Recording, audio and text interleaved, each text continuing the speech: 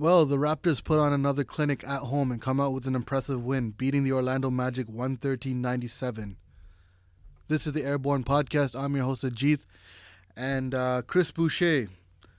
Even though we lost the offensive rebound to the Orlando Magic, he was all over the boards tonight. I believe the offensive rebounds was 16-10 Orlando, and the total rebounds was 47-43. It wasn't a big difference, but I mean, we're not really a good offensive rebounding team. I believe we're anywhere from like 25th to 38th in the league right now, which is like basically bottom last. We held them to 38% from the field, so we're doing a really good job on the defensive end, holding opponents to under 40% shooting from the field. And we shot an impressive 52%. 3-point percentage wasn't that great. We shot 33%, 9 of 27 from 3, and they shot 28% and 9 of 32 from 3. Terrence Davis had another career high night. He had 19 points, 8 rebounds, 5 assists. He came up guns blazing in the first quarter. I believe he had like 10 points, 10 or 13 points in the first half for sure. But as soon as he got in, like he had like 10 points in like 2 minutes. Rondae Hollis-Jefferson didn't have such a great game like he normally does, but his energy was there. He had a possession where he lost the ball. Augustine stole it, and then he somehow came back and stole it and got an open lane dunk. And Norman Powell got into double figures again in the last 6 out of 7 games, I believe. And he's definitely starting to look like what he was trying to prove in preseason, saying that he basically was saying the starting role was his and he wasn't going to lose it. But when opening night happened, Fred VanVleet was in the starting lineup, and he's been trying to work himself in. And I guess Kyle Lowry's injury is kind of like a blessing in disguise for Norman, because now he doesn't have to worry about getting minutes or being benched if he plays bad, because we're undermanned right now. And Fred VanVleet led the charge. Steady Freddy, ICV. 24 points, 7 assists. Pascal Siakam didn't have his MVP-type game today, but he had a double-double with 18 points, 11 rebounds.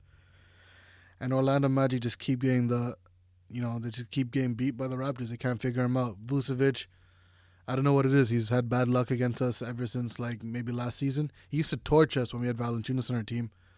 But, Marc Gasol is kind of like his kryptonite now, and he can't figure him out. It's like he gets cold feet when he sees Marc Gasol and he doesn't know how to play basketball. Today, unfortunately, he got injured. Hopefully, it's not that bad. He went down with an ankle sprain. And we're doing a really good job, making sure we don't have we're not turning the ball over that much. And our assist-to-turnover ratio is really good. Tonight, it was 26 assists to 11 turnovers. Not as many assists as last game when we set a franchise high with 40, but 26 is still a really good game. And we're still undefeated at home. I believe it's 6-0 now, and I believe we're 4-4 on the road, and our record at the moment is 10-4. And we are currently sitting in 4th place right now, with the Celtics leading the charge. They're playing the Clippers tonight. Kawhi and PG are playing together for the first time this season, so that PG-Kawhi era has finally begun. Milwaukee, 11-3, they're in 2nd place. And Miami, surprisingly, is in 3rd. But we're the only team out of those top 4 teams that are undermanned without 2 of our main guys in our lineup. And we're still doing a good job holding down the fort. Fred VanVleet's proving that he can handle the starting point guard position full time. And the man is about to get paid next season. Norman Powell, hopefully he could keep it up when Kyle Lowry and Serge Ibaka come back, because he's been pretty impressive these last 6 or 7 games.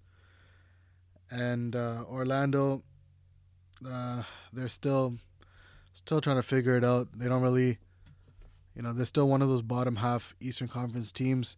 They don't look as strong as they did last year. They're still good on the defensive end, but they're just long. They got Mo Bamba, Jonathan Isaac. They got Markel Fultz now. He was their new addition for the offseason, getting traded from Philadelphia. Evan Fournier spreads the floor. He's long. Terrence Ross, he's a three-point shooter, and he's long. And Vucevic, they paid him this offseason. I believe it was like 4 years, $100 million, something like that. And he's a little bit more on the older side. Not that old. He's still only 30 years old, but I feel like they should try to get rid of him and start fresh because they need to give the younger guys some playing time. Mo Bamba needs to figure it out. And Jonathan Isaac's looking really good. He played a pretty decent game against Siakam because Siakam didn't go off on him like he did the first time they played a few weeks ago. Aaron Gordon, not much of a good game. Marc Gasol, as usual, doesn't get into double figures, but he was really good on the defensive end. He had a couple good blocks. He played solid defense against Vucevic while he was there, and even against Mo Bamba, Jonathan Isaac, he was going out guarding them on the three-point line. Anunoby, he is definitely going to be a candidate moving forward for most improved player, for sure. Him and Fred VanVleet should be in the discussion, along with Pascal Siakam, because if you really think about it, Siakam has improved his point scoring amount by 10 points. Like, he's literally averaged 10 more points each of the last 2 seasons. And he could be in the discussion right now for MVP. I believe he is because the Raptors are doing really well, and they're one of the higher seed teams in the East and overall in the NBA. And so I believe those three should be in the conversation for MIP. And you hear Matt Devlin always say MIP to MVP. So there's a chance if Pascal can keep playing like this and the Raptors keep winning and they go on to do some crazy things in the playoffs, I believe there's a chance that Pascal could win it. But it's hard to say right now because there's a lot of teams that are doing really good, like the Lakers and like the Celtics, Milwaukee. Philadelphia is kind of on and off right now. They're still trying to figure it out because they don't got no three-point shooting. But the Raptors are definitely going to be a top 4 seed when it's all said and done come April. When the playoffs are right around the corner, I believe they'll be one of those top teams with home court advantage. And I think they're going to surprise a lot of people because they have up until this point. Like, a lot of people are starting to realize around the NBA world that the Raptors are for real. And even though Kawhi has left, they're still a legitimate Eastern Conference contender. And I predicted before the season started that this is kind of probably sort of like the team when DeMar DeRozan was around, but more polished and more ball movement because DeRozan was an isolation player. So we kind of move the ball a lot more. You see our assists are way more up now compared to what it was when DeRozan used to be around. Even though we were trying to improve our ball movement from time to time to make our offense look less predictable, right now it's unpredictable because anyone can go off on any night.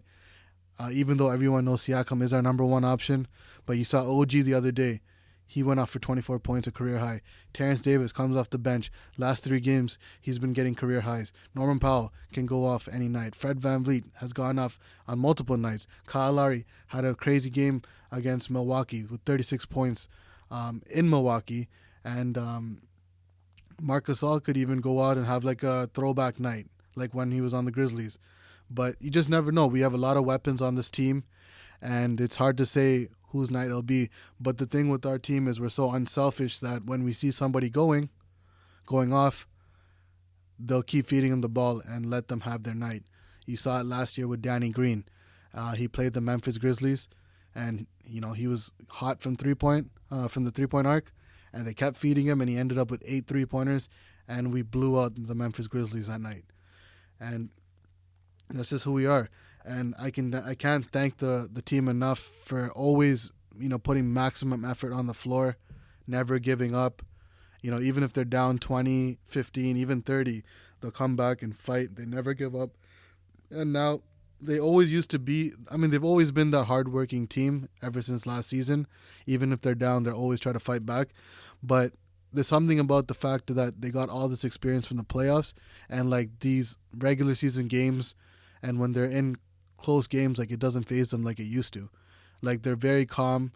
They don't crack under pressure. They don't get cold feet. Like, they execute perfectly, and that's what's so great to watch.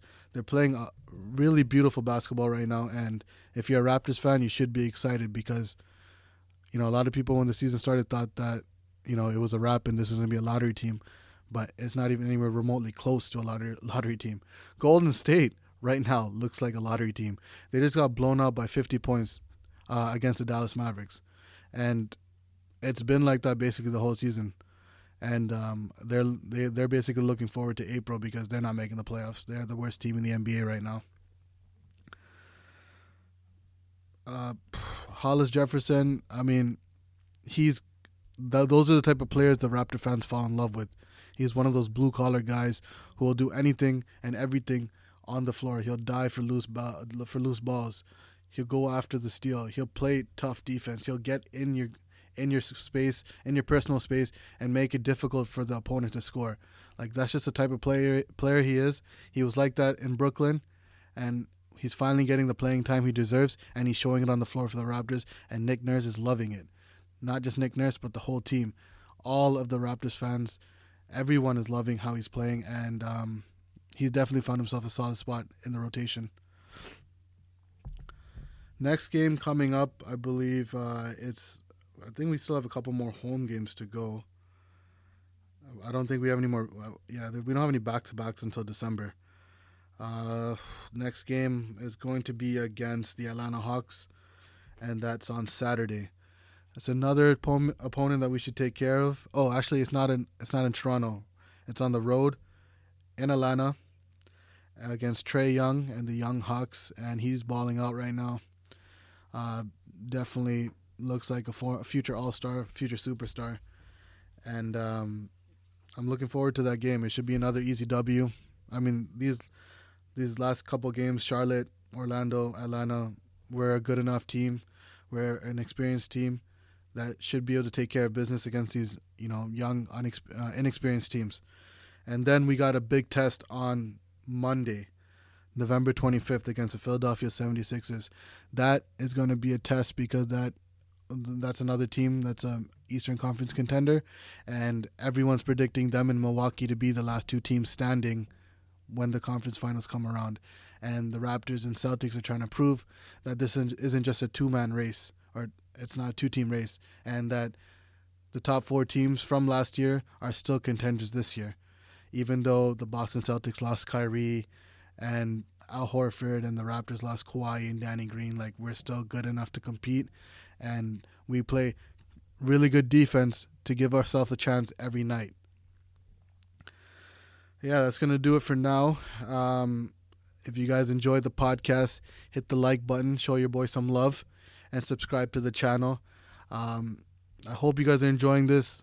I'm enjoying doing this, and we're going to keep it rolling. But yeah, till Saturday, stay tuned, stay blessed, and see you soon. Peace!